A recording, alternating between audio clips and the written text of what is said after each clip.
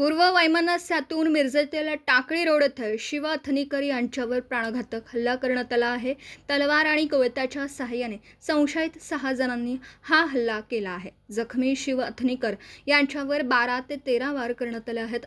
हल्लेखोर हल्ला करून त्या ठिकाणाहून पसार झाले आहेत. गंभीर जखमी असलेल्या शिवा थनिकर यांना मिरजेच्या शासकीय रुग्णालयात दाखल करण्यात आला. जखमी शिवा थनिकर हे शेख गटाचे असून शेख आणि काझी या गटातील पूर्व वैमनस्यातून काझी गटाने हल्ला केल्याचा संशय व्यक्त केला जात आहे. भर दिवसा झालेल्या प्राणघातक हल्ल्यामुळे परिसरात भीतीचं वातावरण पसरलं आहे. मिरज शहर पोलीस ठाण्याचे पोलीस निरीक्षक किरण चौगुले आणि त्यांचं पथक घटनास्थळी दाखल झाले असून या प्रकरणाची सखोल चौकशी केली जात आहे.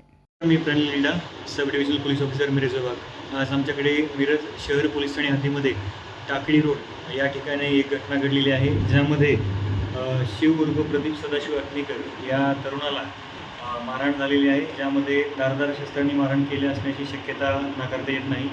सदर तरुणाला शासकीय रुग्णालयामध्ये ॲडमिट केलेलं असून त्याच्यावर उपचार सुरू आहेत. त्यासोबतच घटनेमधील जे काही संशयित आहेत त्यांचा शोध घेण्यासाठी मिरज शहर पोलीस स्टेशन तसेच स्थानिक गुन्हे अन्वेषण शाखा सांगली यांची विविध पथके रवाना करण्यात आली आहे. सदर झालेल्या घटनाची जी काही मूळ कारणं असतील त्याचासुद्धा आम्हाला तपासामध्ये शोध घ्यायचा आहे. प्राथमिक माहिती घेतली असता यामध्ये आरोपी हे परागंदा आहेत, त्यासोबतच फिर्यादी हा ॲडमिट आहे. त्यामुळे एक्झॅक्ट कुठल्या कारणामुळे झालेला आहे हे सध्या आम्हाला सांगता येणार.